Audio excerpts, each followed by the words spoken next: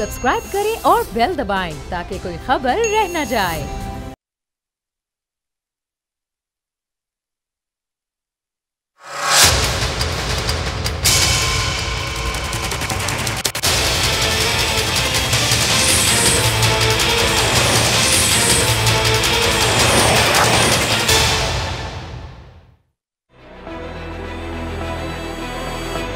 क्या हम पे दबाव डालने की कोशिश था? क्या आप सदर जरदारी साहब से इतना डरते हो कि सिर्फ एक कोर्ट अपीयरेंस पे आप इस्लामाबाद के सारे पुलिस इधर खड़े कर देते हो? हम महसूस कर रहे हैं कि हम पे दबाव है, हमें धमकियां दी जा रही हैं कि हम भी लाइन में आ जाए। आपने मेरा पूरा खानदान को गिरफ्तार करना है, कर लो। हम 18वीं तरमीम पे 1973 के आईन पे एक आंच नहीं आने देंगे।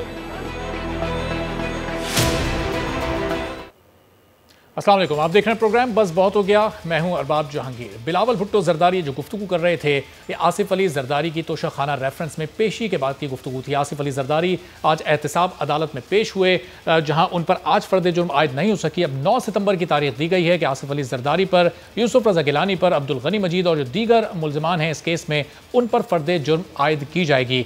आज आसिफ अली जरदारी की पेशी के मौके पर भी इन पर भी इंतहाई सख्त सिक्योरिटी इकदाम देखने में आए, जिस पर बिलावल भुट्टो अपनी बरहमी का भी इजहार कर रहे थे। उन्होंने कहा कि हमें डराया जा रहा है, हमें धमकाया जा रहा है, हमारे पूरे खानदान को भी गिरफ्तार करना है तो कर लिया जाए, लेकिन हम 18वीं तरमीम पर आंच नहीं आने देंगे, 1973 के आइन पर हम आंच नहीं आने देंगे। अब कौन उनको डरा रहा है, कौन उनको धमका रहा है, इस सवाल का जवाब जानने की कोशिश करेंगे। और साथ ही साथ उनके वकील फारूक एच नाइक भी अदालत में पेश हुए। उन्होंने कहा कि मुझ तक पहुंचने में बहुत मुश्किलात पेश हुई। आसिफ अली जरदारी की सेहत से मुतालिक उन्होंने कहा कि उनकी सेहत बहुत ख़राब है और इस वक्त कोरोना वायरस फैला हुआ है तो उनको अदालत में नहीं बुलाया जाना चाहिए था। अब ये जो बयानात का तजाद है ये भी सामने आ रहा है कि बिलावल भुट्टो जरदारी ये कह रहे हैं कि उनके कारकुनान को रोका गया और वो सब आसिफ अली जरदारी के साथ अदालत तक जाना चाहते थे, जबकि फारूक एच नाइक ये कह रहे हैं कि खुद आसिफ अली जरदारी को भी बुलाया नहीं जाना चाहिए था चूंकि वो शदीद बीमार हैं। कराची के मामले पर भी कुछ बात करेंगे। वज़ीर आला सिंध ने भी आज एक अहम प्रेस कॉन्फ्रेंस की और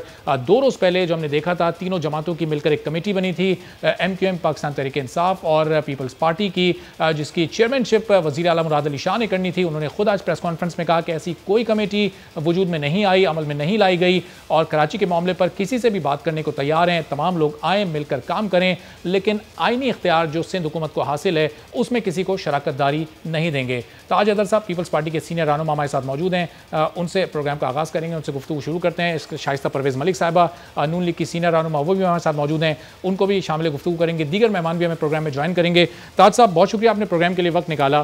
सर अब ये बिलावल भुट्टो जरदारी आज इतने गुस्से में हमें नज़र आए, वो कह रहे हैं हमें धमकियाँ दी जा रही हैं, हमें डराया जा रहा है, हमें कह रहे हैं कि हम लाइन पर चलें, लाइन पर आ जाएँ, स्क्रिप्ट के मुताबिक हम बात करें। कौन डरा रहा है उनको, कौन धमका रहा है? देखिए, अगर इतने पहरे लगाए जाएंगे, जबकि हम पहले ही ऐलान कर चुके थे कि नहीं हम जो है वो कोई अपने सियासी ताकत का वहाँ मुजाहरा नहीं करना चाहते। एक अदालत है, ठीक है, वकीलों के साथ वहाँ जाएंगे। फिर कुछ हमारे कौमी असम्बली के मेंबरान थे, सेनेटर्स थे जो कि अदालत में जाना चाह रहे थे, क्योंकि सुना ये कि अदालत में जाने की इजाज़त होती है। तो इस तरीके से अगर रोका गया है सबको, हत्ता के फारूक एच नाइक साहब को भी रोका गया है और उनको बड़ी मुश्किल से वहाँ पे पहुँच पाए, तो ये क्या है? ये एक यही तो दिखाया जा रहा है कि हम इतनी ताकत है और हमारे पास ये है और हमारे पास, तो ये तमाम चीज़ें जो हैं क्यों रोकते हैं आप किसी को अगर कोई जाना चाहता है? और जबकि जैसा कि मैंने कहा कि सेंट्रल कमेटी ने पहले कह दिया था और खुद आसिफ जरदारी साहब ने कहा था कि नहीं, वहाँ पे हम लोगों को जमा नहीं कर रहे, और इस वजह से भी जमा नहीं कर रहे इजलास में क्योंकि सेंट्रल कमेटी के में मौजूद था, इसलिए कि उनकी तबीयत बहुत ख़राब है, सेहत बहुत ख़राब है और मुल्क में कोरोना फैला हुआ है। तो अगर ये हुजूम में और इसके अंदर खुदा न खास्ता अगर इन्फेक्शन होता है तो वो बहुत ज़्यादा बीमार हो सकते हैं। तो ये भी एक वजह थी कि उन्होंने कहा कि नहीं कोई इस किस्म की बात नहीं होगी, लेकिन ये डराना, ये धमकाना कि जी आप यहाँ नहीं जा सकते, आप वहाँ नहीं जा सकते। लेकिन तार साहब, ये तो उन लोगों ने आपका काम आसान कर दिया कि पहरे लगा दिए, ज़्यादा लोग नहीं आ सकते थे, सिर्फ वो मुतल्लिका लोग जिनको पेशी पर बुलाया गया था सिर्फ वही आ सकते थे, तो वो कोरोना का डर भी कम हो गया, उसके खदशात भी ख़त्म हो गए। ठीक है, कल से हम आपके दफ्तर के बाहर भी लगवा देते हैं इसी किस्म के पैर।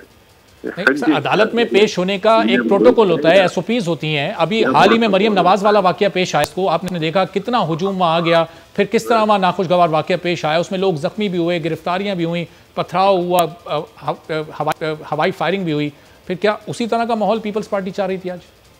नहीं, हमने तो कह दिया था ना कि ये हम नहीं चाहते, हमने पहले कह दिया था कि ये हम नहीं चाहते। और दूसरे एक फर्क भी है, मोहतरमा मरियम नवाज शायद नैब के ऑफिस गई थी, ये अदालत थी, तो हम जाहिर है कि कोई इस किस्म का झगड़ा या ये नहीं चाहते, लेकिन अगर अदालत है तो अदालत तो खुली होती है ना, कम से कम जो पार्लियामेंट के मेंबर्स हैं उनको तो आप नहीं रोक सकते इस तरीके से। पार्लियामेंट का मेंबर तो जेल में भी जाके किसी से मिल सकता है। सही, तो तासाब ज़ाहिर हाई प्रोफाइल पेशी थी, तो पेशगी इजाज़त लेकर कोई भी जा सकता था, उसके लिए पहले इजाज़त भी तो लेना ज़रूरी होती है। अच्छा, अदालतों में इजाज़त लेनी है? पता नहीं, मैं तो सुप्रीम कोर्ट कई दफ़ा गया हूँ बगैर इजाज़त के। नहीं, मौजूदा जो जिस तरह के हालात चल रहे हैं तासाब, इस वक्त तो वैसे ही किसी जगह मजमे को अवॉइड किया जा रहा है। आप क्या समझते हैं कि हम कोई दहशतगर्द हैं? क्या है? मतलब अगर सेंट्रल कमेटी पहले कह चुकी है कि हम नहीं कर रहे, और आप देख लीजिएगा 19 तारीख को हम पूरे सिंध में कर रहे हैं मुजाहरे, आप देख लीजिएगा पुरअमन होंगे मुजाहरे। अच्छा। और पूरे सिंध में मुजाहरे करने चलें। मुजाहरों से मुतालिक भी मजीद आपसे मैं गुफ्तगू करता हूँ। शाइस्ता परवेज़ मलिक साहिबा मेरे साथ मौजूद हैं। शाइस्ता साहिबा, चाहे नैब ऑफिस में पेशी हो, चाहे किसी अदालत में पेशी हो, ये इस तरह काफिलों की सूरत में जाना क्या हमारे सियासतदानों का ये शेवा बन गया है? ये ज़ेब देता है इनको कि इस तरह पूरे हुजूम लेकर जाया जाए अदालत में? बिस्मिल्लाहिर्रहमानिर्रहीम। शुक्रिया भाई मेरे। आपने देखा है, हमने भी हज़ारों पेशियाँ नैब में भी भुगताई हैं, हज़ारों पेशियाँ कोर्ट में भी भुगताई हैं, ऐसी कोई बात नहीं है। लेकिन आप कारकुन से अगर वो अपने कायद का इस्तकबाल करना चाहते हैं तो वो आप उनसे वो राइट नहीं ले सकते। और हमारी कॉन्स्टिट्यूशन हमें इजाज़त देती है, पॉलिटिकल पार्टीज़ को राइट है जो अपनी वो करने के लिए। तो मुझे नहीं समझ आती कि घबराहट और परेशानी क्या थी आप लोगों से। मेरी मुराद की इस हुकूमत का अगर बस चले तो जिस तरह का कदगन मीडिया पे भी लगा हुआ है, उस तरह के तमाम मेरा ख्याल ऑपोजिशन को, वो चाहे पीपल्स पार्टी हो, चाहे PMLN हो, चाहे कोई हो, मेरा ख्याल उनकी बर्दाश्त और उनमें इतना ज़र्फ ही नहीं है। उनका बस चले तो वो डायरेक्ट गोलियां मारते उस दिन 11 को, और तमाम की तमाम ऑपोजिशन को जेलों में बंद कर दें, क्योंकि वो यही चाहते हैं। मेरी बात सुने, वो भूल गए 126 दिन का धरना, जब वो कंटेनर पे खड़े होके सिविल नाफरमानी की कॉलें दे रहे थे। उस वक्त तो उनको एहसास नहीं था, इस वक्त तो किसी ने कुछ नहीं किया था। हम अपने कायद को रिसीव करने, क्योंकि वो बाहर उनको नैब ने बुलाया, कोई नैब के दफ्तर की तरफ बढ़ा भी नहीं। वो तो आप उधर का माहौल, तो आप लाहौर में होते तो देखते कि वहाँ तराने बज रहे थे और फैमिलीज के साथ लोग आए हुए थे। कि अचानक जब उनकी गाड़ी आई है तो हमारी जो ये मौजूदा हुकूमत है उसने वहाँ से टीयर गैस की बेदरीग शेलिंग की है, इतनी ज़्यादा, और अजीब किस्म का एक स्पाइस स्प्रे किया है जिससे मुंह पे मिर्चें, जिस्म पे मिर्चें लगनी शुरू हुई हैं। तो फिर भगड़ मची है।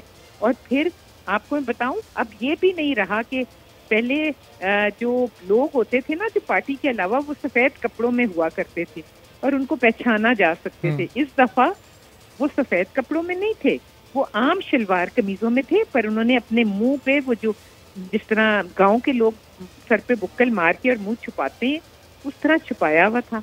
और मुझे आप बात बताएं कि जो लाहौर में उस दिन हुआ, वो बाहर से शर्म है मेरे भाई। किसी दुनिया में सियासी कारकुनों पर उस तरह नहीं होता। वो तो मकबूजा कश्मीर लग रहा था कि पुलिस वाले पथराव कर रहे हैं। शाइस्ता साहब, सवाल ये पैदा होता है, आज आसिफ अली जरदारी साहब अदालत में पेश हुए, उस दिन मरियम नवाज साहब 11 अगस्त को पेश हुई थी। तो एक दो चार गाड़ियों में लोग जाएं, 8-10 लोग उनके साथ हों, पेश होके वापस आ जाएं। आप किसी भी पार्टी से उसका ये राइट नहीं छीन सकते। अगर पीपल्स पार्टी वाले आज नहीं आए आपके डराने धमकाने से, इनके हुकूमत वालों से, और कभी भी देखें हम भी पेशियां कोर्ट में भुगता चुके हैं। बहुत आपकी जो 11 अगस्त की पेशी थी उसके अगले दिन 12 अगस्त को जब उस्मान बुज़दार साहब गए थे, आपने वो पेशी भी तो देखी। वो एक सिंगल गाड़ी में गए, अकेले दफ्तर के अंदर गए, तमाम जवाब देकर दफ्तर के बाहर आ गए। मेरी बात सुनिए, उस्मान बुज़दार किसी पार्टी को लीड नहीं कर रहे, किसी पार्टी के हेड नहीं है। He is nobody. वो एक वज़ीर आला पंजाब है, वो मंजूर नजर हैं इमरान न्याजी साहब के, और वो किसी पार्टी की क़यादत नहीं कर रहे। मरियम नवाज एक पार्टी की और हरदिल अजीज अपने हमारे जो कायद हैं उनकी बेटी हैं, और लोग अगर उनको रिसीव, ये लोगों की मर्जी है। देखें, ये बुज़दार साहब की या मरियम बीबी की मर्जी, ये लोगों की मर्जी है कि वो अपने कायद को किस तरह रिसीव करने जाते हैं। तो जिस तरह जो हुआ वो मैंने आपको कहा है ना कि किसी सूरत भी, और यहाँ तो पूरे लाहौर में तो CCTV कैमरे लगे हुए हैं, कहाँ गए? उन कैमरों से क्यों नहीं देखते और बताते हमें कि कौन है जिसने पहला पत्थर चलाया, जिसके बाद उन्होंने सही चले। उस पर तो इन्वेस्टिगेशन चल रही है, जाहिर है उसका तो अब जवाब हुकूमत ही देगी। और अब मरियम साहिबा ने भी ऐलान किया कि वो अगले हफ्ते से जलसे करने जा रहे हैं। जी, मेरी उनकी जो इन्वेस्टिगेशन है वो उसी तरह चलेगी जैसे सनाहे साहिवाल की चली, वो उसी तरह की होगी। आप फिक्र ना करें। बहुत सी शुगर की जिस तरह हुई, आटे की और जिस तरह सानिया मॉडल टाउन की हुई आपके दौरे हुकूमत में शाइस्ता साहिबा, मैं आपको मॉडल टाउन की बता दूं कि मॉडल टाउन की चलें उस पर अभी जरा डिटेल से मरियम साहिबा के जलसों की जब बात करेंगे उसमें बात करते हैं। कमल शोजब साहिबा को भी जरा गुफ्तगू में शामिल कर लूँ। कमल साहिबा, ये आज क्यों ये माहौल बना दिया गया? इतने जब वो पेश होना चाह रहे थे, आसिफ अली जरदारी आ भी चुके थे, फिर इतनी सिक्योरिटी, बिलावल भी गुस्से में दिखाई दे रहे थे, अभी ताज साहब भी ये कह रहे हैं कि क्यों इतना आप लोगों ने तंग कर दिया उनको। आने देते, आते, पेशी भुगतते, जो कारकुनान आ रहे थे, जो सेनेटर्स आ रहे थे, अरकान पार्लियामेंट आ रहे थे, वो आते, पेशी के बाद वापस चले जाते। ये इतनी सिक्योरिटी क्यों थी? बिस्मिल्लाहिर्रहमानिर्रहीम, थैंक यू वेरी मच। मैंने दोनों कलीग्स की बातें सुनी, मैं दोनों को रिस्पॉन्ड कर देती हूँ।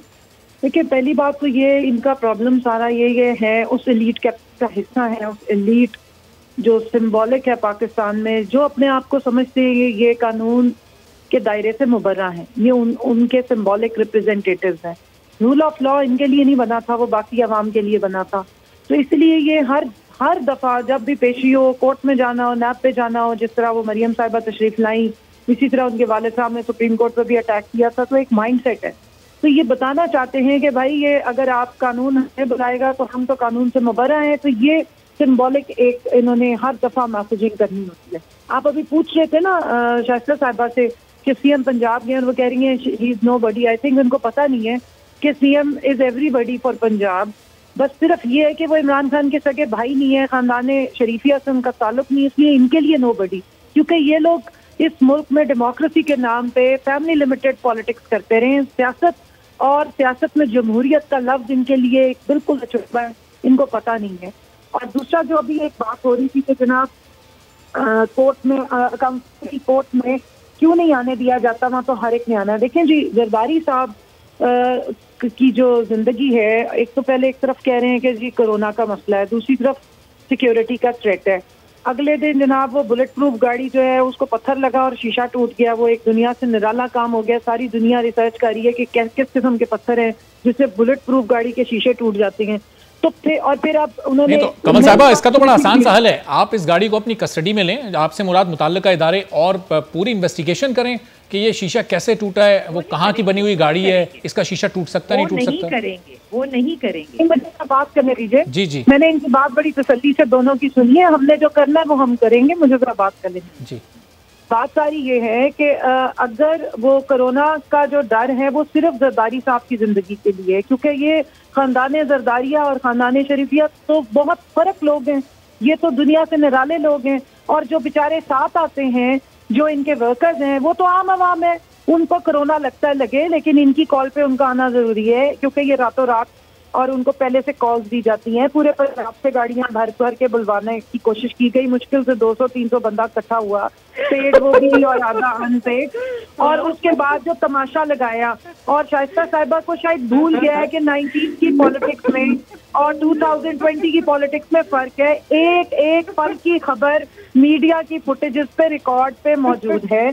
सीसीटीवी कैमरा थे या नहीं थे, लेकिन सारी दुनिया ने इनके वो तमाशे देखे, वो इनकी आमराना सोच देखी। मैं आज इनको पेश करती हूँ क्योंकि आज शहबाज शरीफ साहब, नवाज शरीफ साहब के सियासी वालिद जनरल ज़ियाउल हक जो मीडिया को कोड़े लगवाया करते थे, उनकी 32वीं बरसी है जिनकी इनको खत्म दुरूद कराने चाहिए थे। आज ये जिस लेवल पे पहुंचे हैं, जो अरबों खरबों रुपया इन्होंने लूटा तो लूटा है, वो उन्हीं के सिर पे चढ़ के आए थे। मरियम साहिबा को अपने सियासी दादा जान की आज पूरी दुआ और कुरान खानी करवानी चाहिए थी, और इन सबको भी। अब आ जाए जी नैब और इस सारी बात पे गोलियां मारी गई और ये किया। शाइस्ता साहिबा के मुंह से ये बातें इसलिए अच्छी नहीं लगती क्योंकि जो हिस्ट्री में कसाबुर रहमान साहब और सैफुर रहमान साहब मौजूद थे, नैब के चेयरमैन, जिनसे अब इनकी रिश्तेदारी भी होने जा रही है मरियम बीबी की, उनको इस्तेमाल करके और पॉलिटिकल इंजीनियरिंग के लिए ये इस्तेमाल करते रहे, लोगों को पॉलिटिकल विक्टिमाइजेशन के लिए ये इस्तेमाल करते रहे। जस्टिस कयूम साहब की ऑडियो लीक्स हुई हैं और उसमें दूसरी डिक्टेशन देने वाले मियां मोहम्मद शहबाज शरीफ साहब थे। इस तरीके से मैनिपुलेट किया गया इदारों को, इस तरीके से लोगों को विक्टिमाइज किया जाता है। चलें कमल साहब, पॉइंट आपका आ गया जरा आपकी तरफ। जी जी एक मिनट जी, दो लोगों की बात मैंने बड़ी तसल्ली से सुनी, मुझे गवर्नमेंट का पॉइंट ऑफ व्यू देने की। जी जी जिस तरह मीडिया पे कदगन लगाई जाती थी, जिस तरह मीडिया को मैनिपुलेट किया जाता था, शाइस्ता साहब तसल्ली से सुन लीजिए, उसकी मिसाल इनके सियासी वालिद साहब जनरल ज़ियाउल हक से शुरू कीजिए और नवाज शरीफ साहब तक लेके जाइए, आपको पता लगेगा। और आज के दौर में अजीज मेमन किसकी वजह से कत्ल हुआ और क्यों इन्होंने उसके लिए आवाज नहीं उठाई, उससे आपको अंदाजा हो जाएगा कि सोच किसकी आमराना है और करतूत किसके आमराना। चलें इस पर तो ताज साहब से पूछूंगा। जी शाइस्ता साहब रिस्पॉन्ड करना चाह रही हैं। देखें कि एक जनरल जो है वो एक का कातिल है जी। कमल साहिबा जी, कमल साहिबा जरा रुकिएगा, आपका पॉइंट बड़ी डिटेल से आ गया। कमल साहिबा जरा रुकिएगा, शाइस्ता साहिबा रिस्पॉन्ड कर लें, फिर ताज साहब की तरफ जाता हूँ मैं। जी नहीं रुकेंगी प्लीज। जी जी जी शाइस्ता साहिबा रुक गई हैं कमल साहिबा। बात सुने, उनका सोलो जल्दी से सुनने की आदत भी डालिए। चले कमल साहब जरा एक एक करके आपका पॉइंट भी आ गया जरा। सुनिए, आपको बीच में हमेशा ये हरकतें करने की आदत है, लेकिन इससे आपकी चोरी नहीं हटेगी और जो आपको अटैक हो रहे हैं ना पैनिक के, वो भी एक कमल साहब जरा रुकिएगा, शाइस्ता साहब का पॉइंट सुन लें, फिर ताज साहब से भी इस पर पॉइंट ऑफ व्यू लेना है मुझे। जी कमल साहब, जी शाइस्ता साहब रोकिएगा ना, इनको भी तमीज सिखाइए कि दूसरे की बात में नहीं बोलते हैं। शाइस्ता साहब जी आपकी भी बात कमल साहब ने तसल्ली सुनी, अब आप अपनी बात कीजिए और उनको भी बोलने का मौका दीजिए। बात सुने, उनको का नाम ले तो शाइस्ता साहिबा को इस किस्म के अटैक्स हो जाती है। इनको भी बताइए कि बात गौर से सुननी होती है। बिल्कुल, आप दोनों खवातीन से गुजारिश है कि एक एक करके बात करेंगे तो जाहिर है आवाम तक बात पहुंच सकेगी। शाइस्ता साहिबा को समझाइए। शाइस्ता साहिबा कमल साहिबा को भी बोलने का मौका दीजिए, उन्होंने बड़ी तसल्ली से आपकी बात सुनी थी। कमल साहिबा ने आपकी पूरी बात इंतहाई तसल्ली से सुनी, एक बार भी दरमियान में नहीं बोली। अब आप अपनी बात कीजिए। जी जमात से ताल्लुक रखनी है, डेमोक्रेटिक नॉर्म्स अभी सीखने पड़ेंगे, सिखा देंगे हम इनको। जी जी शाइस्ता साहब मेरी बात सुने, उन्होंने फैसला कर लिया कि वो चुप होंगी अब कि नहीं? जी आप बात कीजिए। आप दरमियान उनकी मेरी बात सुने, ये प्रॉब्लम है पूरे पीटीआई की, इनकी नहीं, खाली बेचारों की, पूरों की है, because they have nothing to show. ये पिछला रोना रोते रहेंगे, इनकी उम्र गुजर गई इसी को रोते रोते। आप मुझे ये बताएं, इनसे ये पूछें कि जब 126 थे और नेपोटिज्म को डिफेंड करते हुए। अच्छा देखें, आप मुझे कह रहे हैं वो चुप हो गई हैं। जी कमल साहिबा जरा शाइस्ता साहिबा की बात तो सुन लीजिए जरा। शाइस्ता साहिबा अपनी जिस तरह कर रही है ना, इन्हें पता लगना चाहिए कि नॉर्म्स होते हैं, कुछ जैसे करते हैं फिर वही उनके साथ भी होता है। सही, चलें जी शाइस्ता साहिबा। कमल साहिबा वो तो ज़रा आवाम देख ही रही है इस वक्त। जी शाइस्ता साहिबा सुने, पहले मैंने आपको कहा एक गिलास ठंडा पानी दी, फिर इनको हौसला होगा, थोड़ा बेचारी परेशान है। अच्छा देखें, मुझे ये बताएं, दे दीजिए क्योंकि इनका बेड़ा गर्क हो रहा है बेचारों का। अब तो नवाज शरीफ भी मुकम्मल भगोड़े डिक्लेयर हो गए हैं। वो तो आज अदालत से जाहिर फैसला जारी हो गया, उस पर भी शाइस्ता साहिबा से उस पर भी पॉइंट ऑफ व्यू लेते हैं। कमल साहिबा जरा रुकिए, शाइस्ता साहिबा को रिस्पॉन्ड करने का मौका तो दीजिए। जी कमल साहिबा। जी शाइस्ता साहिबा देखें, ये जो आज हमें मोरालिटी का सबक दे रहे हैं ना, ये जो मोरालिटी का सबक दे रहे हैं इनसे पूछिए कि इस उम्र में कोई असर नहीं होता। चले बोल ले, मेरा ख्याल इनकी सोलो प्रोग्राम कर लें please. Kamal let's air you out. Kamal साहब उनको 30 सेकंड दीजिए जरा, अपनी बात वो कर लें, फिर ताज साहब के बाद मैं आपकी तरफ भी आता हूँ। ताज साहब भी बहुत देर से इंतजार कर रहे हैं। देखें आप मुझे इनसे ही सुनने दें आज, क्योंकि इन्होंने मुझे मेरा माजी याद दिलाना है, मेरा मुस्तकबिल मुझे बताना है, मेरा हाल मुझे बताना है। अभी ये कहाँ चुप हो सकती हैं, इनको क्या बोलें, क्योंकि ये एक्सपोज हो रहे हैं बोल बोल के ना। ये एक वो सदाकत अब्बासी साहब थे, वो आजकल उनकी जब से वीडियो आउट हुई है वो अब गायब हो गए। अब ये बेचारी अकेली मैदान में है, कर लेंगे जो करना है।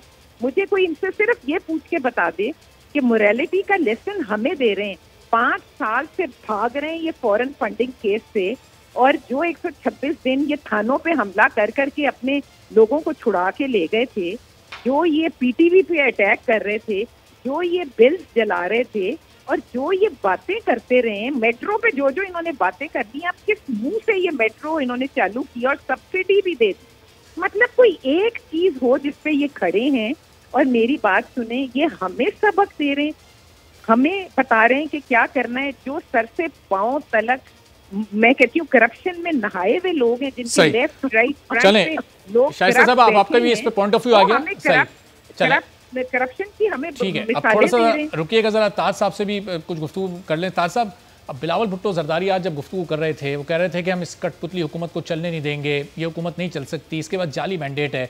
तो जब मौलाना फजल रहमान बार बार बुलाते हैं APC के लिए, एक साथ बैठने की बात करते हैं, तो ना नून लीग उनको कोई ख़ास जवाब देती है, ना बिलावल भुट्टो जरदारी उनके साथ बैठने को उस तरीके से तैयार हैं। मौलाना के साथ मिलकर तहरीक चलाएं फिर। नहीं, ये तो फैसले की बात है, आपस में बातचीत चल रही है ऐसी जमातों की, जो भी प्रोग्राम डिसाइड होता है उस प्रोग्राम के मुताबिक चलेंगे। तो पीपल्स पार्टी क्या सोच रही है, इस हुकूमत को अगर भेजना है, जैसे बिलावल भुट्टो बार बार बात भी करते हैं कि हम इस हुकूमत को नहीं चलने देंगे, तो फिर तहरीक किस तरह से चलेगी, उसका लाहे अमल क्या होगा? जाहिर है कि जो भी एक अवामी राय पैदा की जाती है और जगह जगह जाया जाता है, और लोगों को ये हमें सीखने की जरूरत तो नहीं है ना। सन 67-68 से हम यही कर रहे हैं, और क्या। और तासा बिलावल तो उससे पहले जब तालिब इल्म था तो मोहतरमा फातिमा जिन्ना की मूवमेंट। और बिलावल साहब किसके दबाव में है? वो जो बात कर रहे थे कि हम पर दबाव डालने की कोशिश की जा रही है, हमें धमकियां दी जा रही हैं, हमें लाइन पर लाने की बातें हो रही हैं, स्क्रिप्ट के मुताबिक चलने की हिदायत की जा रही है, ये तमाम दबाव कहाँ से आ रहे हैं? नहीं, जाहिर है कि एस्टेब्लिशमेंट की तरफ से ये तमाम दबाव आते हैं, और कहाँ से आते हैं? यहाँ से पिछले बरसों से आ रहे हैं, और नई पार्टियां बनाती है एस्टेब्लिशमेंट, धांधलियों के जरिए उनको ले आती है। तो ये तो पुराना तरीका है, कोई नया तो नहीं है ना। तो अब फिर इस दबाव का जवाब कैसे देंगे बिलावल साहब? क्या इस वक्त पीपल्स पार्टी और बिलावल साहब के जहन में? जैसे हमेशा दिया है, वही फांसियां, जेलें, कोड़े, ठीक है, हमें तो आदत है, हमारे लिए कोई नई बात तो नहीं है। सही, लेकिन जाहिर है कि पीपल्स पार्टी के लिए इस वक्त बड़ा मुश्किल दौर है। आसिफ अली जरदारी साहब पर बहुत केसेस चल रहे हैं, और एक आध केस ऐसा भी है जिसमें जाहिर है खासतौर पर पार्क लेन रेफरेंस है, उसमें बिलावल भुट्टो जरदारी को भी किसी भी वक्त तलब किया जा सकता है, क्योंकि वो भी उसके शेयर होल्डर हैं। तो पीपल्स पार्टी की क़यादत इस वक्त सख्त मुश्किल में, बहुत बहुत मुश्किल दौर है। मैं तो लेटा हुआ कांप रहा हूँ अपने बिस्तर के, बस ये तो ज़्यादा से ज़्यादा मुश्किल दौर है। अच्छा, आप बिल्कुल कह रहे हैं कि हमें तो सांस नहीं आ रही। नहीं तो ऐसा पूछ रहा हूँ मैं तो आपसे। नहीं, मैं बस ये कह रहा हूँ कि पप्पू यार तंग ना कर, सोने का वक्त है। मेरी वाइफ जो है वो सुन रही है, स्पीकर मैंने चला रखा है। अच्छा, लेकिन अभी वो भी हंस रही है कि अच्छा मेरे मियाँ को इन बातों से डराया जा रहा है। अच्छा, नहीं ताज़ा डरा नहीं रहा, हम तो आपसे सवाल पूछ रहे हैं। ज़ाहिर है आपके कायद ने ये सारी बातें की हैं, अब उनका जवाब आपसे और दीगर रहनुमाओं से लिया जाएगा। एक छोटा सा ब्रेक ले लें ताज साहब, अगर आप साथ रहेंगे तो वापस आकर के मौजू पर भी बात हो जाएगी, कुछ मरियम साहिबा की सियासत पर भी बात करनी है, एक ब्रेक के बाद।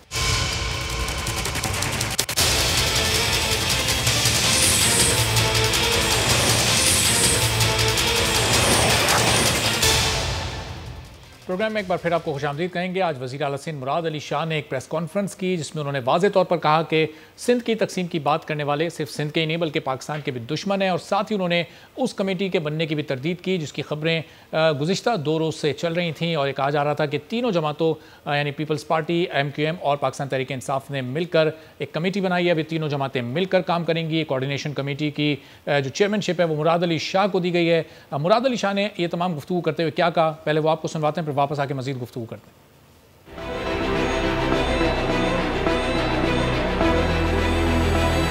2-3 दिनों से काफ़ी बातें हो रही हैं। किसी भी हालत में कोई भी सिंध सूबे की, सिंध असेंबली की, सिंध हुकूमत की एग्जेक्टिव पावर जो आइन में मौजूद है उनके पास किसी के साथ शेयर नहीं होगी।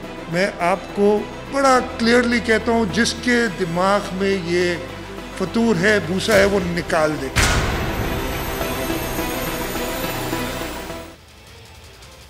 तो मुराद अली शाह कह रहे थे कि जो आइनी इख्तियारात सिंध हुकूमत को हासिल हैं उसमें वो किसी को कोई शराकतदारी नहीं देंगे। तो ताज साहब, क्या वफाक इस जो आइनी इख्तियार है सिंध हुकूमत का, इसमें कोई शराकतदारी चाह रहा है? ये जो इतने दिनों से बातें हो रही हैं, कभी गवर्नर राज लगाने की बातें, कभी आर्टिकल 149 के इतलाक़ की बातें, फिर क्यों हो रही हैं ये सब बातें? मैं तो नहीं कर रहा ये बातें, विफाक कर रहा है। विफाक से पूछिए, और वो हमारे अटॉर्नी जनरल साहब को पता नहीं क्या हो गया। खैर, उन्होंने तो आज कहा कि नहीं, ऐसी कोई बात नहीं है। वज़ाहत कर दी उन्होंने आज तरदीद कर दी, लेकिन भरी अदालत के अंदर उन्होंने कुछ बातें कही जो कि मीडिया ने रिपोर्ट की थी। बातें ऐसी कर रहा है, उनसे मेरे ख्याल से ये सवाल करें तो बेहतर। वैसे अगर आपके इल्म में था ये कमेटी जो बनी थी या नहीं बनी थी, जिसकी आज वज़ीर आला ने तरदीद की, 2 दिन तक ये खबरें चलती रही कि तीनों जमातों की इसमें नुमाइंदगी शामिल है, वज़ीर आला इसको हेड करेंगे, अली जैदी और पाकिस्तान तहरीक इंसाफ भी इसमें शामिल हैं, मेयर कराची भी इसका हिस्सा हैं, तो वाकई ये कमेटी बनी थी? ये सियासी जमातों की बात नहीं थी कि सियासी जमातें आपस में मिलकर कुछ कर रही हैं। ये वफाकी हुकूमत और सूबाई हुकूमत की बात थी कि हाँ, क्योंकि हम उसमें ये नहीं चाहते कि बगैर बात का वफाकी हुकूमत के साथ एक तसादुम की कैफियत हो। तो वफाकी हुकूमत भी कहना चाहती है 162 करोड़ उन्होंने देने का वादा किया था, और पता नहीं क्या क्या उन्होंने कहा। 162 अरब 162 अरब, हाँ, नहीं 162 रुपए भी नहीं मिले। लेकिन ये कि अगर साथ बैठ जाएं तो ठीक है भाई, हुज्जत तमाम कर लेते हैं और शायद कोई अच्छी तजवीज़ निकल आए। तो हुकूमतें आपस में मिलजुल के वफाक को सुबह चलता है, तो वो हुकूमतों के मिलने की बात थी। सियासी जमातों का सवाल ही पैदा नहीं होता, क्योंकि जाहिर है कि बहुत बड़े सियासी इख्तिलाफ। तो फिर लेकिन ताज साहब, आज एकदम से वज़ीर आला सिंध ने फिर उसकी तरदीद क्यों कर दी? कमेटी तो बनी थी, चाहे हुकूमती सतह पर ही बनी थी, उसमें विफाक को जब तक के नोटिफाई ना हो जाए कमेटी, तो वो कमेटी नहीं बनी। तो ऐसा तो नहीं कि विफाक ने ऑफर किया हो और सिंध हुकूमत ने उसको ना माना हो? सिंध हुकूमत इसके हक में नहीं है कि कोई इस तरह की कमेटी बने और फिर साथ मिलजुल कर काम करें? सिंध हुकूमत ने बार बार ये कहा है कि हम वफाकी हुकूमत के साथ मिल के चलना चाहते हैं, और उनके साथ एक, और ये जो भाई बात तो हो ना, ये तो ना हो कि वज़ीर आज़म साहब आए और मुलाकात तक ना हो। नहीं, एक होना चाहिए फोरम, टेबल पे बैठ के जो भी मसाइल हैं उन पर बात हो, और उसको कोई हल अगर निकलता है तो अच्छी बात। ये 2 हुकूमतों का मामला है, एक वफाकी हुकूमत है, एक सूबाई हुकूमत। सही, चलें ताज साहब साथ ही रहेगा, ज़रा वफाक का भी पॉइंट ऑफ व्यू इस पर जान लें। कमल शोज़ब साहब हमारे साथ मौजूद हैं। ज़रा कमल साहब, वज़ीर आज़म यहाँ पर आते हैं, ऐलानात करते हैं, वादे करते हैं, लेकिन फिर वो वादे पूरे नहीं होते। वज़ीर आला सिंध से मुलाकात भी नहीं होती। सिंध हुकूमत उनकी ये शिकायत तो सही है ना कि वज़ीर आज़म मिलते ही नहीं है वज़ीर आला सिंध से, कराची के मामला पर उनसे बात नहीं करते, गवर्नर जो कि उनकी अपनी पार्टी के हैं उनसे मुलाकात करके चले जाते हैं। पहले आपने जो पिछला सेगमेंट है ना, उस पर कमेंट किया, और अभी जो आप सवाल कर रहे थे, मैं 18वीं तरमीम और जो ये सारी सेटअप बन रहा था, मैं उस पर पहले बात करूंगी कि अब बिल्कुल ऑल टुगेदर एक नया क्वेश्चन आपने मुझे डाला है, इसको मैं बाद में रिस्पॉन्ड करती हूँ। ठीक है, चलें करें। पहले देखिए जी, आपने जो जूनियर जरदारी साहब है बिलावल, उनकी स्पीच बताई आज की कि वो कठपुतली हुक्मरान और ये और वो, और 18वीं तरमीम पे हम हमला नहीं होने देंगे। ये इनके रिवायती बयानात हैं। ये अपनी इनकॉम्पिटेंस, नाअहली, जो 12 सालों से ये सूबे का हशर निकाल रहे हैं, ये आउट ऑफ नोवेयर एकदम सुप्रीम कोर्ट में ये रिमार्क्स नहीं लिए गए थे। और जिस 1973 के आइन और 18वीं तरमीम का ये जिक्र करते हैं, मैं उसी के पर्सपेक्टिव में बता दूं। 1973 के भुट्टो साहब के दिए हुए आइन में 18वीं तरमीम इन्होंने तरमीम ही की थी, और उस तरमीम की 101 शिकें हैं, उनमें से 4 या 5 शिकें हैं जिस पर डिबेट करना चाहते हैं। उसको 18वीं तरमीम को कभी भी खत्म करने की बात नहीं की है। और शाह महमूद कुरैशी साहब ने, जो हमारे पार्लियामेंट्री लीडर भी हैं, हमारे वाइस चेयरमैन भी हैं, असेंबली के फ्लोर पे खड़े होकर इनको कहा है कि हम 18वीं तरमीम के हक में हैं, हम इसको बिल्कुल खत्म नहीं करना चाहते, बल्कि हम तो चाहते हैं कि पावर फर्दर डिवॉल्व हो। एक तो ये किस्सा है, तो इसलिए बराए मेहरबानी इस पे पॉइंट स्कोरिंग करने की और एक फजूल की जो ये बिलावल साहब हर दफा शोर मचा देते हैं, वो एक उसकी कोई जवाब नहीं है। अब जहां आप देख लीजिए कि कराची के हालात, और पिछले 2 सालों से मुराद अली शाह साहब की मैं हाफजे की दाद देती हूँ, उन्होंने याद नहीं था कि कराची जो है, जो 12 सालों से जहां आपकी हुकूमत है सिंध सूबे में, वो उसी का ही हिस्सा है और सबसे बड़ा शहर है। लेकिन इस दफा कोई खास पनिशमेंट कराची के लिए इसलिए थी क्योंकि 14 MNA वहां से PTI के इलेक्ट हुए हैं, और आपने बारहा ये स्टेटमेंट सुनी होगी कि वफाक आए और आके करे हेल्प, इवन कोरोना के दिनों में सुनी। फिर जब बारिशें हो रही होती हैं या कोई मसला होता है, कहते हैं वो किधर है 14 MNA आए ना आके कराची के मसाइल हल करें।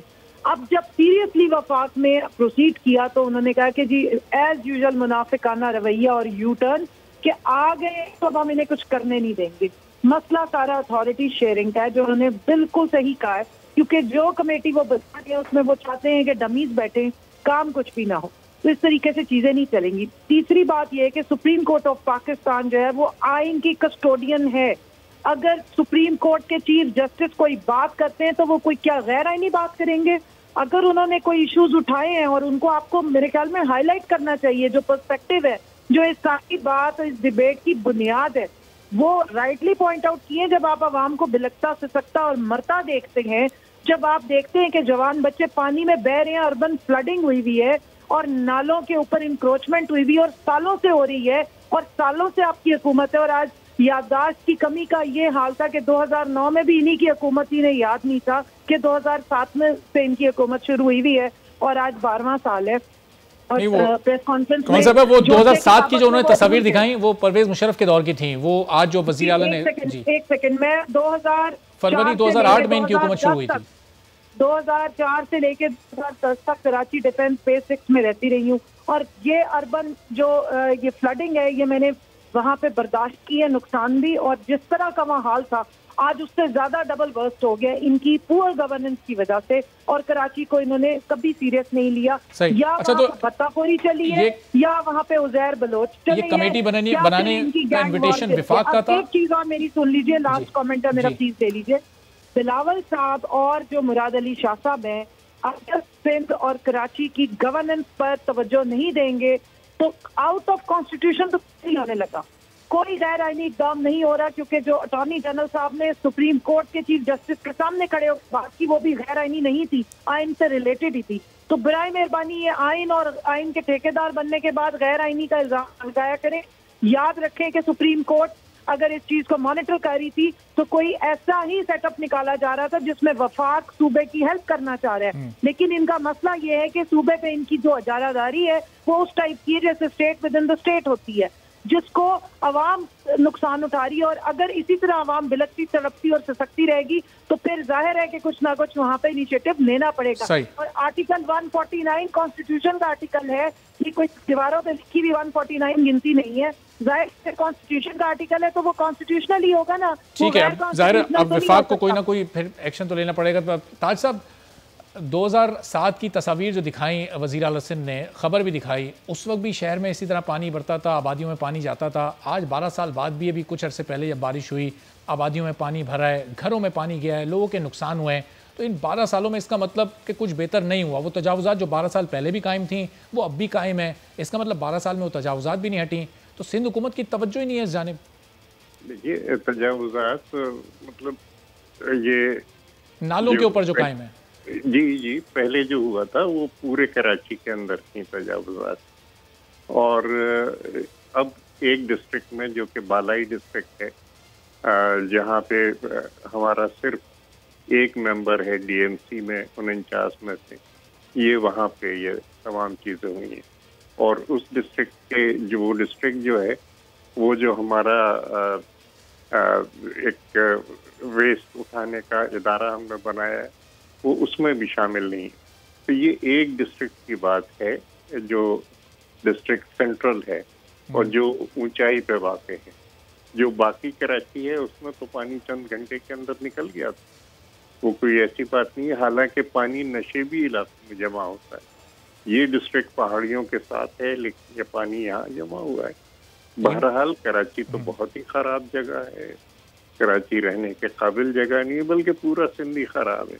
इसीलिए हज़ारों आदमी रोज़ सिंध में आके यहाँ सेटल होते हैं, इसीलिए यहाँ इलाज कराने आते हैं। इसीलिए डॉक्टर साहब, चाहे एक ही ज़िले में पानी भरा लेकिन वो भी कराची का ही हिस्सा है। ज़ाहिर है कराची एक मेट्रोपॉलिटन सिटी है, उसका तो जहाँ 12 साल से एक ही पार्टी की हुकूमत हो अनइंटरप्टेड, तो कोई जगह ऐसी नहीं होनी चाहिए जहाँ पर पानी भरे, जहाँ तजावुजात मौजूद रहें। आप भी वहीं रहते हैं, कुरंगी पे आपका वो है जी, इस वक्त जो ऑफिस। जी जी, आपका दफ्तर जो है। ताज साहब, जब बारिश होती है तो ये मरीर नदी जब जाती है, हमारे तो ऑफिस आने जाने वाले रास्ते बंद हो जाते हैं, कॉजवे पूरा बंद होता है। 4 दिन खबरों में चलता रहा कॉजवे बंद था। मलिर नदी पे जी हाँ रास्ता बंद होता है, बिल्कुल। 2 पुल बना रहे हैं, एक शहीद मिल्लत रोड पे है के एक्सटेंशन है और एक ये जो क्योंकि ये दोनों कॉजवेज हैं और कॉजवेज में जब भी मलिर के ये चढ़ती है तो कॉजवेज के अंदर ये प्रॉब्लम होती है।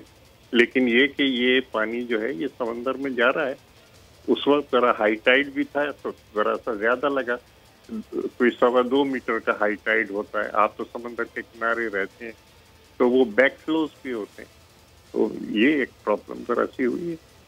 लेकिन जो असल प्रॉब्लम हुई है वो शुमाली इलाकों में डिस्ट्रिक्ट सेंट्रल के अंदर हुई है, और वो इसलिए हुई है कि जो बड़े नाले हैं उसके अंदर एनक्रोचमेंट है, और एनक्रोचमेंट आप मालूम कर सकते हैं किसने कराई है और किसने की है। सर, लेकिन जिसने भी कराई हुकूमत तो पीपल्स पार्टी की थी। 12 साल से अनइंटरप्टेड हुकूमत है, इंक्रोचमेंट हो रही है, पीपल्स पार्टी की आंखें बंद हैं। जो जमात जिस पर आप इल्ज़ाम लगाते हैं जो करा रही है, आप उसी को मना रहे हैं कि हुकूमत में आ जाएं अगर वो हुकूमत में नहीं है। ऐसे ना करें। देखिए, कोई 2000 तस्वीरें सेंट्रल सेक्रेटेरिएट में लगी हैं हमारे कारकुनों की के जो शहीद हुए हैं इनकी गोलियों, और ये सूबा बनाने की बात अब भी कर रहे हैं, लेकिन बात असल में सूबा बनाने की नहीं है, नया मुल्क बनाने की है। एक पूरी ये इंडियन, इसराइली, अमेरिकन लॉबी जो है वो काम कर रही है, और वही लीडर जो कि अपने वज़रात के सूबे में और मरकज़ में आज वो हिंदुस्तान के कराए हुए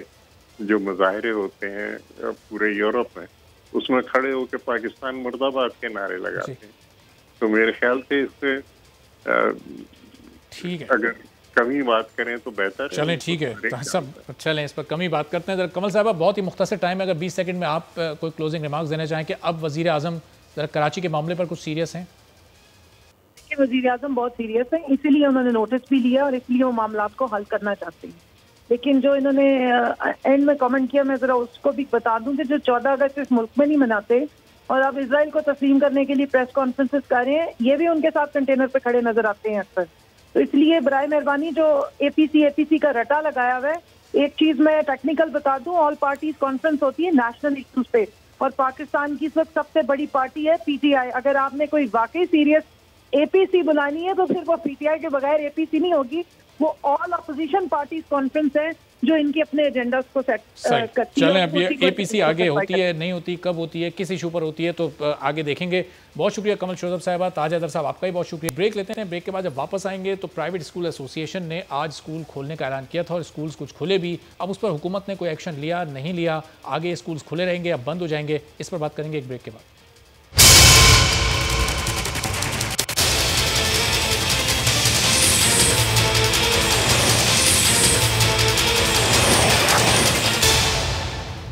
प्रोग्राम में एक बार फिर आपको खुशामदीद कहेंगे। तो हुकूमती रेट को अब निजी स्कूल एसोसिएशन ने चैलेंज कर दिया है और कराची के मुतादिद इलाकों में स्कूल्स को खोल दिया गया है। इसमें नाज़माबाद, कायदाबाद, गुलशन इकबाल, मलीर, लांडी और दीगर इलाकों के स्कूल भी शामिल हैं जो कि आज खुले हुए थे।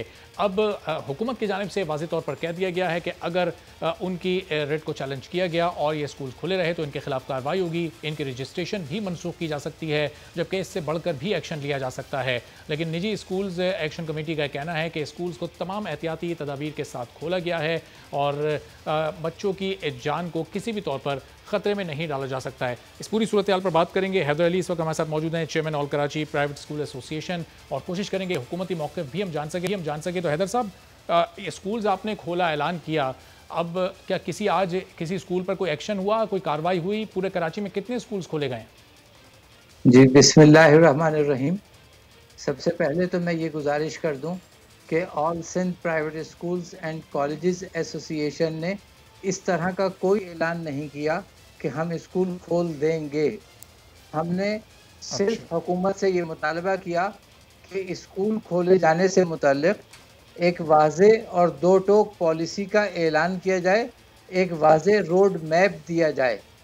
आज जिस खबर की आप बात कर रहे हैं, मेरी इत्तला के मुताबिक 10 से 12 स्कूल पूरी कराची में या सिंध भर में 1 दर्जन से कुछ ज़्यादा स्कूल जो है उन्हें खुलने की इत्तला मिली है, और ये भी मुज़ाफ़ाती इलाक़ों के स्कूल हैं, और ये किसी किस्म के एसोसिएशन के ऐलान के मुताबिक नहीं खुले, बल्कि ये वो फितरी रद्द अमल है जो 6 माह से स्कूल बंद होने की वजह से कुछ स्कूल वालों में पाया जाता है। और इसका एक सबब ये भी है कि चूँकि हुकूमत कोई वाज़ेह और दो टोक ऐलान नहीं कर रही है, जिसकी वजह से डेस्परेशन है स्कूल मुंतज़मीन में, स्कूल ओनर्स में। तो हैदर साहब, ये जो स्कूल्स खुले हैं, जो आप जिन स्कूल्स की बात कर रहे हैं, ये आपके एसोसिएशन का हिस्सा नहीं है? जी बिल्कुल, ये हमारी एसोसिएशन का हिस्सा नहीं है। हमने बारहा ये अर्ज़ किया है कि चूँकि ये एक बीमारी और वबा है, हमें वालिदैन का इत्मीनान और एतमाद चाहिए। वालिदैन के इत्मीनान और एतमाद के लिए हमें हुकूमती ऐलान भी चाहिए। जब तक हुकूमत ऐलान नहीं करेगी, all Sindh private schools and colleges association का ये फैसला है कि वो स्कूल नहीं खोलेंगे। लेकिन हम हुकूमत से मुसलसल बराबर ये मुतालबा कर, कोई एक भी स्कूल ऐसा नहीं खुला जो आपकी एसोसिएशन का हिस्सा हो? पूरे कराची, पूरे सिंध में कोई एक स्कूल ऐसा नहीं है जो खुला? बिल्कुल नहीं। मैं बड़ी जिम्मेदारी से अर्ज कर रहा हूँ कि पूरे सिंध में 99.9% स्कूल जो है वो आज बंद रहे, हुकूमती ऐलान के मुताबिक और हमारे फैसले के मुताबिक। ये सिर्फ और सिर्फ कुछ थोड़े से स्कूल हैं जो मुज़ाफ़ाती इलाक़ों में खोले जाने की जिसकी इत्तलात मिली, और director general private institution Sindh ने इनको शो कॉज नोटिस भी जारी किए हैं, और यकीनन हम कल आने वाले दिन में इस मसले को बहुत गौर से देखेंगे भी। तो हैदर साहब, हुकूमत को कोई प्लान आपने दिया अपना, आपके स्कूल खोलने की? आप इजाज़त तो मांग रहे हैं, एसओपीज़ को किस तरह से फॉलो कराएंगे? क्या एसओपीज़ वहाँ पर होंगी? सोशल डिस्टेंसिंग को किस तरह से बरकरार रखा जाएगा? क्योंकि एक क्लास में बहुत ज़्यादा बच्चे होते हैं, एक डेस्क पे 3-3 बच्चे बैठे होते हैं, किस तरह से आप इसको फिर फॉलो करेंगे? जी, मैं गुजारिश किए देता हूँ आपको, सिंध की जो एजुकेशन डिपार्टमेंट की स्टीयरिंग कमेटी है, जिसके सरबराह वज़ीर तालीम सिंध हैं, उसकी एक सब कमेटी ने, जिस स्टीयरिंग कमेटी में हम खुद भी शामिल हैं, उसकी सब कमेटी ने तमाम एसओपीज़ पोस्ट कोविड-19 के बनाकर हुकूमत सिंध को जमा करा दिए हैं, और वो तमाम एसओपीज़ जो हैं वालिदैन के लिए भी हैं, टीचर्स के लिए भी हैं, स्कूल इंतज़ामिया के लिए भी हैं, और बच्चों के लिए भी हैं। और तमाम एसओपीज़ को इंशाअल्लाह ताला जब स्कूल खुलेंगे तो उन पर अमल दरामद भी होगा, और उन तमाम एहतियाती तदाबीर को इख्तियार भी किया जाएगा। लेकिन हैदर साहब, ज़रा चूँकि वालिदैन चाहे उनको तसल्ली हो जाए, उनके लिए अगर आप उन चंद एसओपीज़ में से कुछ यहाँ पर बताएं, ताकि वालिदैन के खदशात दूर हो जाएं कि अगर उनका बच्चा जाएगा तो वो किसी तरह की बीमारी को, किसी वायरस को घर लेकर आ सकता है, तो उनके लिए ज़रा कुछ एसओपीज़ अगर आप बता सकें। जी, हमने तो गुज़िश्ता 4 माह पहले ही महकमा तालीम सिंध को अपनी जानिब से एसओपीज़ जमा करा दी थी, और अल्हम्दुलिल्लाह वो तमाम एसओपीज़ हमारी सब कमेटी ने भी मंजूर की, जिसमें हम स्कूल्स को 2 शिफ्टों में तकसीम करके बच्चों की तादाद को कम कर सकते हैं। इसके अलावा थर्मल स्कैनिंग डिवाइस के ज़रिए बच्चों का दर्जा हरारत चेक हो सकता है। सैनिटाइजेशन से हम गेट पर ही बच्चों को डिसइंफेक्ट कर सकते हैं। इसके अलावा रिसेस, असेंबली या स्पोर्ट्स पीरियड या कैंटीन, ये तमाम चीज़ें जहां बच्चों के गैदर होने का, जमा होने का ज़्यादा इम्कान होता है, उनको भी ख़त्म कर दिया जाएगा जब तक कि ये पूरा कोरोना का पीरियड जो है वो गुजर ना जाए। इसी तरीके से बच्चों के आपस में हाथ मिलाने पर या उनके गले मिलने पर भी पाबंदी होगी।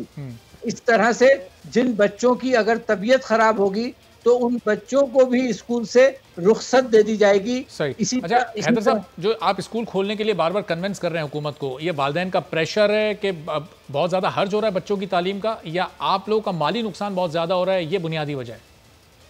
देखिए, इसकी बुनियादी वजह तो ये है कि बच्चे गुज़िश्ता 6 माह से घरों में बैठे हैं। उनकी फितरत ने, उनके स्क्रीन टाइम ने उनके लिए बहुत से ज़हनी नफ्सियाती, ठीक है, बच्चों की तालीम का बहुत ज़्यादा हर्ज हो रहा है, यही बुनियादी वजह। बहुत शुक्रिया हैदर अली साहब, आपसे आने वाले प्रोग्राम्स में मजीद भी इस सूरत हाल पर फिर कुछ बात करेंगे। आज का प्रोग्राम था, अब हुकूमत क्या फ़ैसला करती है, स्कूल खुलते हैं या नहीं खुलते, और ये जो चंद स्कूल खुले हैं इन पर क्या हुकूमत एक्शन लेती है, ये भी आने वाले वक्त में पता चलेगा। आज इजाज़त दीजिए, अल्लाह हाफ़िज़।